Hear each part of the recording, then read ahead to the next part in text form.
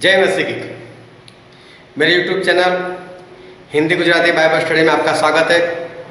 मैं स्टैनली बैकवान और अभी इन दिनों में प्रकाशित वाक्य को लेकर बाइबल स्टडी चल रही है। आप मेरी चैनल को सब्सक्राइब करो और मेरे साथ बने रहो। इससे पहले पार्ट में हम देख चुके हैं कि एंटीक्राइस्ट खड़ा हो चुका है। मसीह का विरोधी ने अपने आप को प्रकट कर दिया है और उसको जो 7 साल दिए हुए उसमें से शुरू के जो 3.5 साल है बस वो चल रहा है। परमेश्वर भी एक के बाद एक अपनी मोहर जो है वो खोलते जा रहे। दूसरी ओर इज़राइल देश के अंदर हनोक और एलिया जो परमेश्वर के 2 गवाह है वो पूरी धूम मचा रहे हैं। और जिस तरह से प्रकाशित वाक्य में लिखा हुआ है उसके 11वें अध्याय में और उसका 6 वचन, इन्हें अधिकार है कि आकाश को बंद करे कि उनकी भविष्यवाणी के दिनों में महीना बरसे और उन्हें सब पानी पर अधिकार है कि उससे लहू बनाए और जब जब चाहे तब तब पृथ्वी पर हर प्रकार की विपत्ति लाए। ये लोग हर प्रकार की विपत्ति लेकर आए, ऐसा इनको अधिकार है। पर सही में ये लोग कौन सी विपत्ति लेकर आएंगे? ये कैसी कैसी विपत्तियां जो है वो लेकर आएंगे? और वो जो विपत्तियां लेकर आने वाले हैं वो लिखा हुआ है प्रकाशित वाक्य उसका 8 अध्याय और उसके 9 अध्याय के बीच में। और मैं पढ़ता हूँ प्रकाशित वाक्य उसका 8वां अध्याय और पहला वचन। और जब उसने 7वीं मोहर खोली तो स्वर्ग में आधे घंटे तक सन्नाटा छा गया। अब 7वीं मोहर की बात चल रही है। जैसे ही 7वीं मोहर खुली तो उसमें आधा घंटा जो है वो एक सन्नाटा सा वो छा गया। और फिर दूसरे वचन में लिखा है, और मैंने उन 7 स्वर्गदूतों को जो परमेश्वर के सामने खड़े रहते देखा और उन्हें 7 तुरहियां वो दी गई। 7 स्वर्गदूत है और उनके पास एक एक तुरहिया जो है मतलब कि टोटल 7 तुरहिया उन्हें दी गई।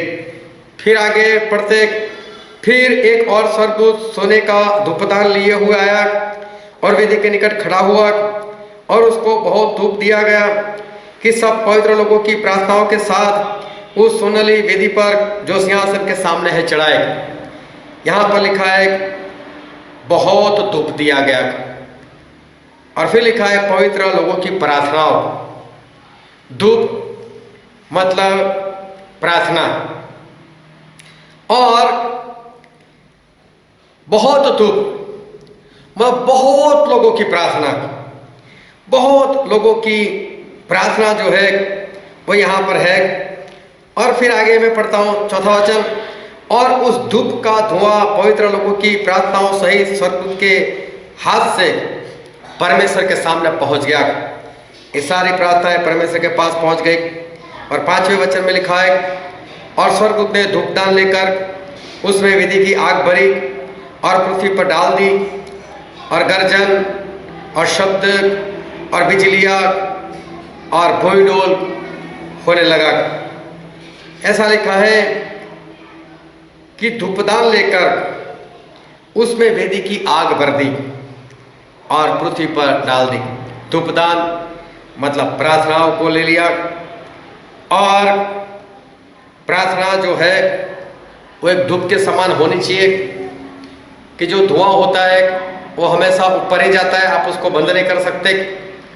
और कुछ हद तक ऊपर जाने के बाद वो धुआं वापस पानी बन जाता है ठंडी हवा लगने के कारण।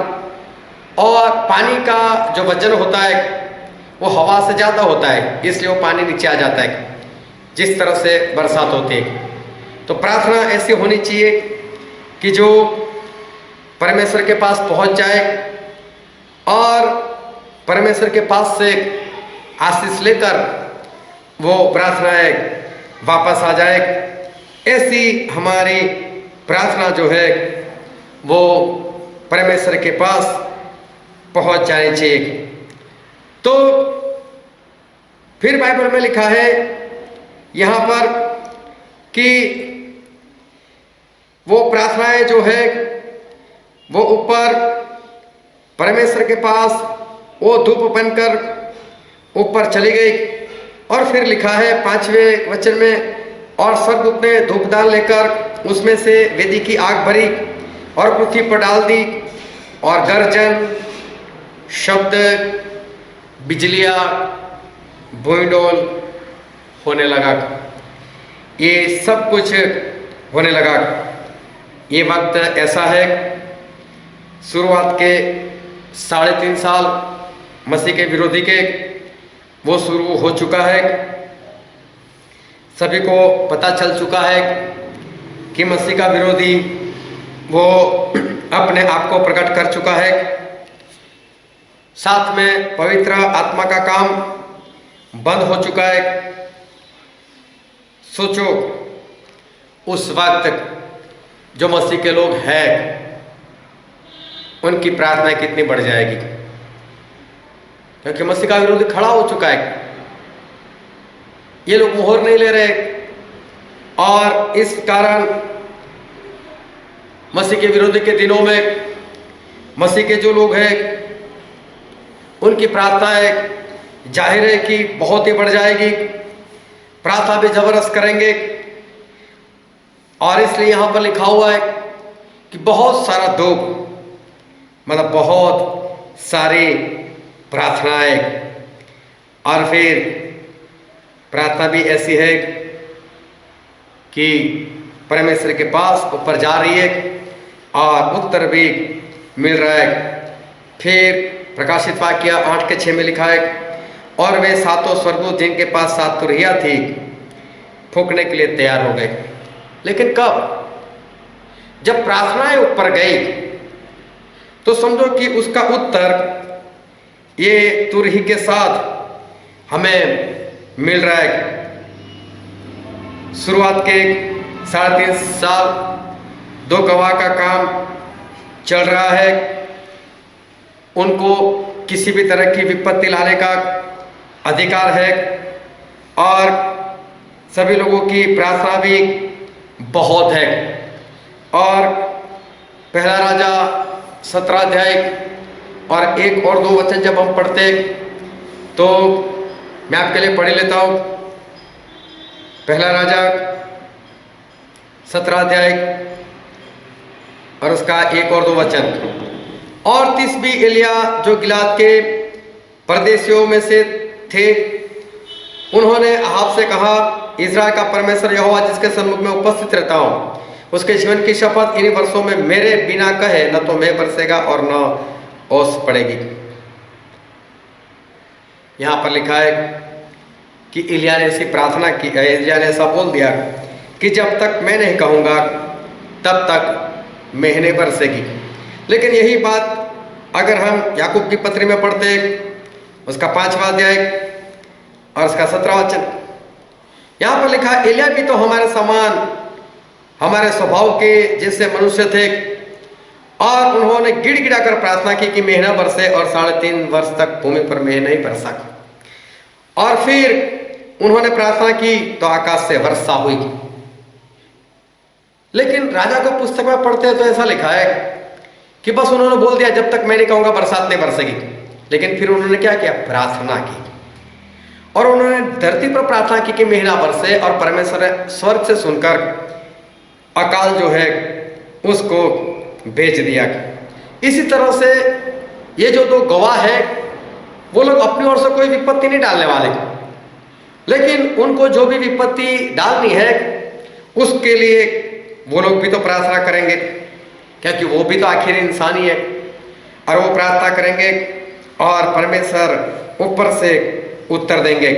और इन लोगों की प्रार्थना की वजह से जो स्वर्गदूत है, 7 स्वर्गदूत जिनके पास 7 तुरहियां है, वो सारे दिखाई दिए।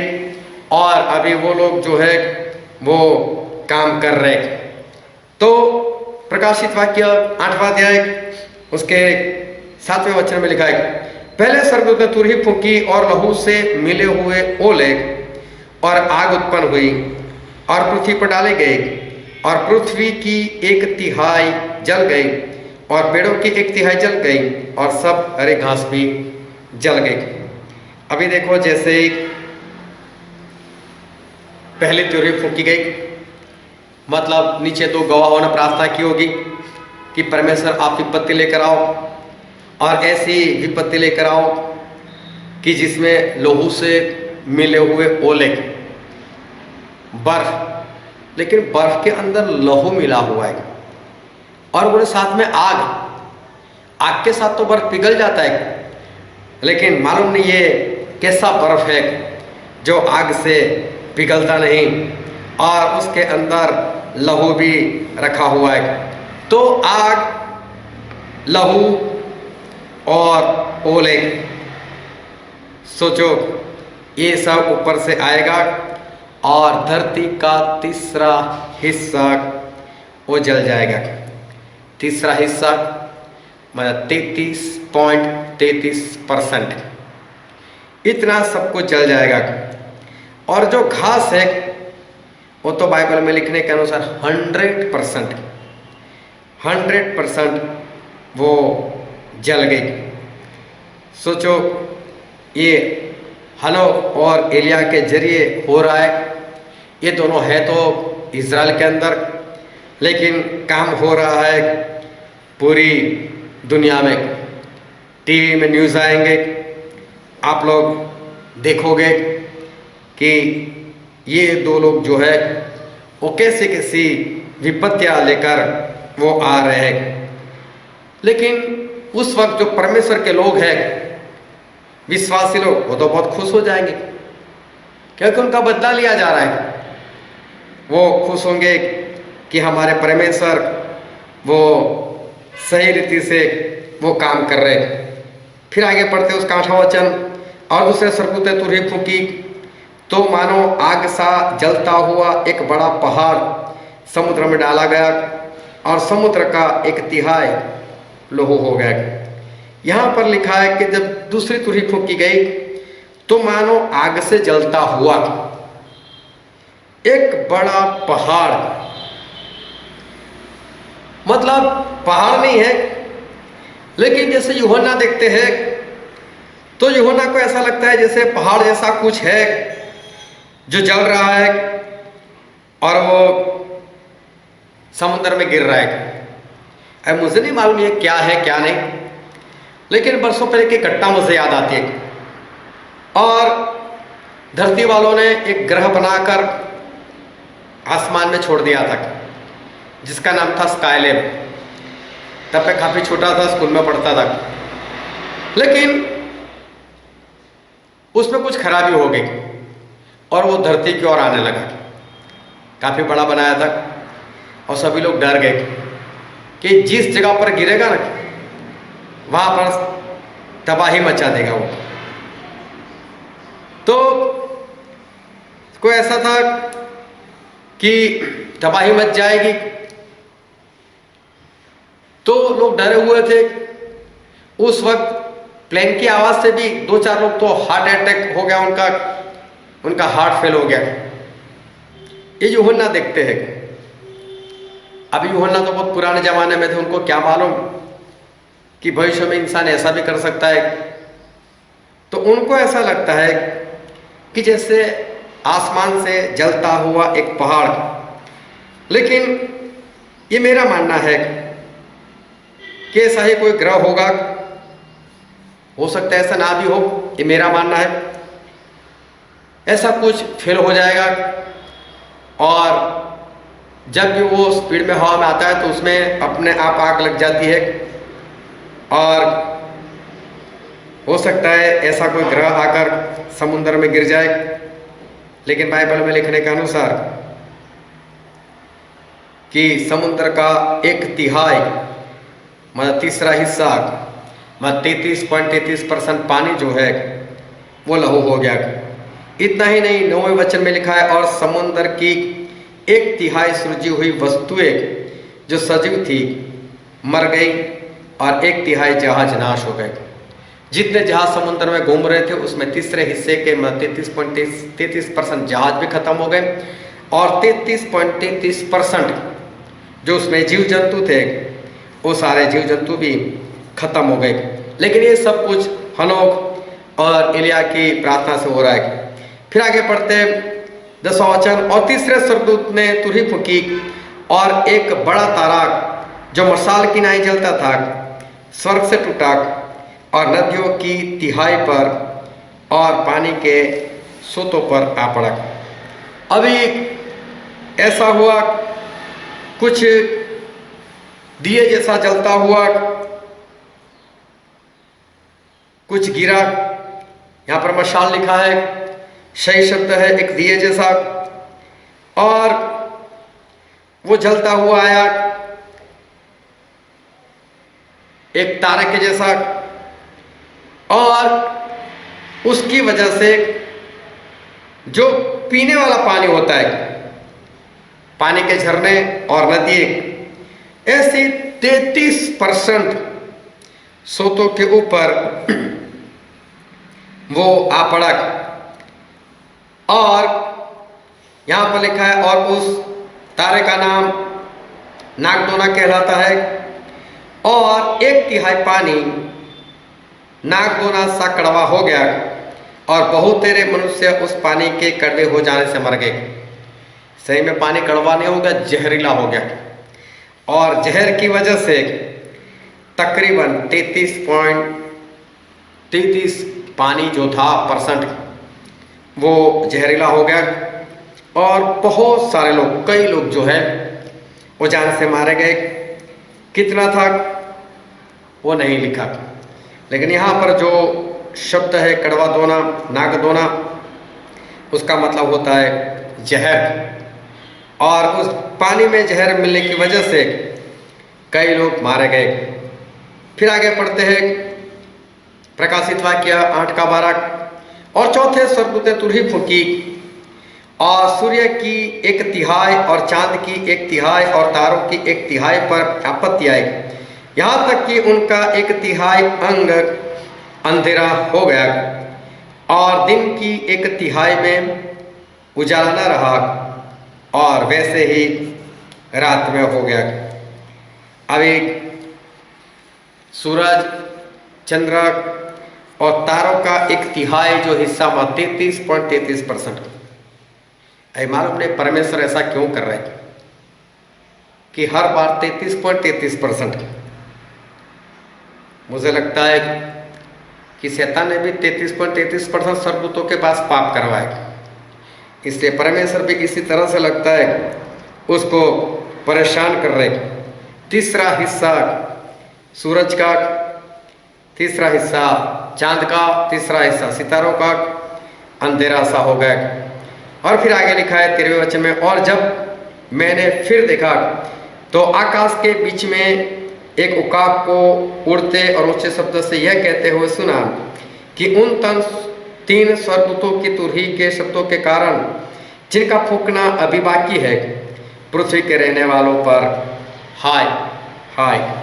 देखो 4 तुरही वो बज चुकी है और अभी 3 अभी भी बाकी है, लेकिन उस 3 तुरही के लिए,